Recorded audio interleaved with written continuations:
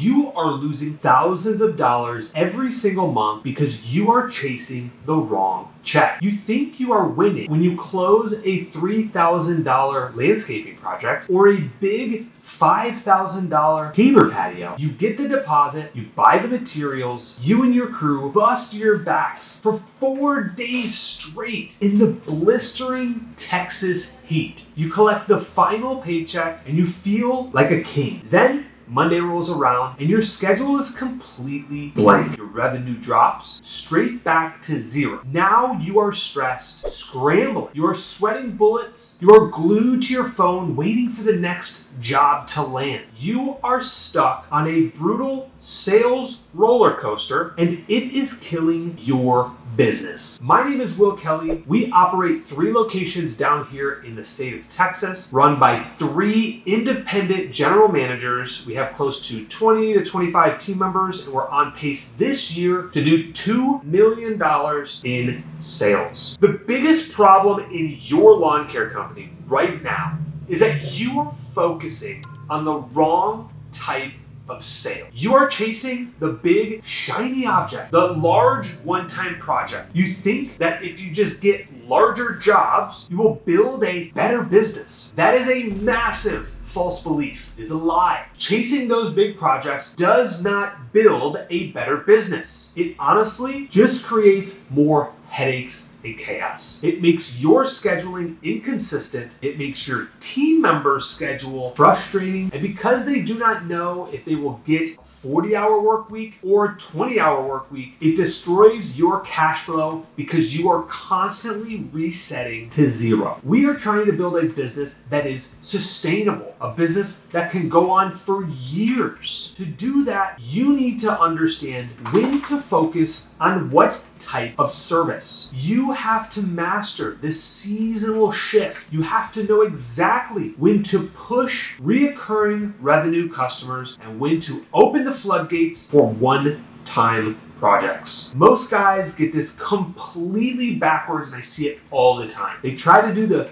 custom landscape installs right in the middle of April or the spring rush. It ruins their route density. It burns out their guys, and it wastes the highest demand period of the entire year. Listen to me closely. In the spring rush, your focus must be 100% on reoccurring revenue. That is the period of highest demand. The weather warms up, the grass starts to grow. Your customers need work right now. They cannot wait 3 weeks to get their lawn cut. If they call you and you tell them you're backed up on a patio install for the next month, they are going to hang up that phone and call the next guy. And you are going to miss the window. You need to serve those reoccurring customers immediately during the spring rush. The beauty of reoccurring mowing and weed control is really the math behind it. You sell them once and you are on that property for 32 visits for the rest of the year. It's automated. It builds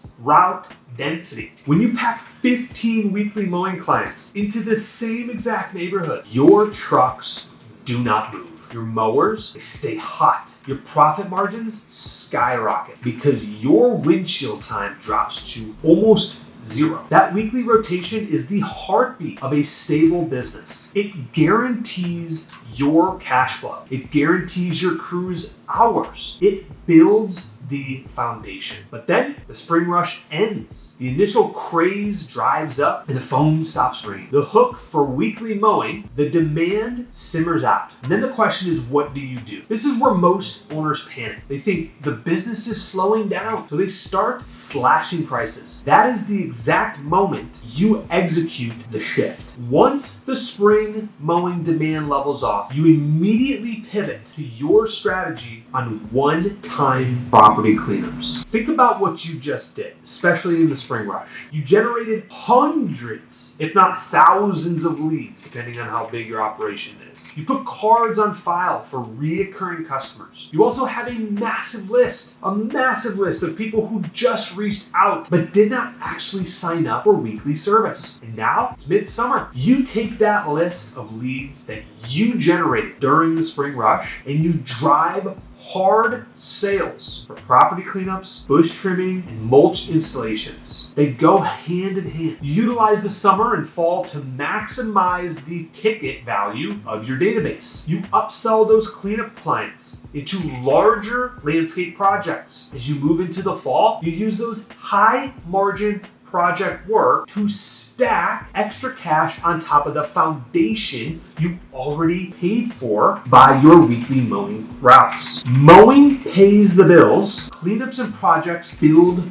the profit. But the mowing must come first. I want to see exactly how your business is structured right now so we can fix this cycle. What I want you to do is drop a comment below and tell me what percentage of your current monthly revenue comes from reoccurring weekly services versus one-time project work. Let me know your exact breakdown in the comments right now. Go ahead and leave me a comment. Stop trying to hit home runs with massive one-time jobs. When your foundation is crumbling, do not let the temptation of a big check distract you from building an asset that can run without you. Look at your calendar today. Look at your service mix. If you do not have predictable, reoccurring revenue dropping into your bank account every single week, you do not own a business. You just own a high-stress sales job. Focus on the reoccurring model, lock in your route density during the spring rush, shift to cleanups and projects. When the demand simmers, build a system that is repeatable, predictable, and sustainable for the long haul. Go look at your numbers right now, execute the shift,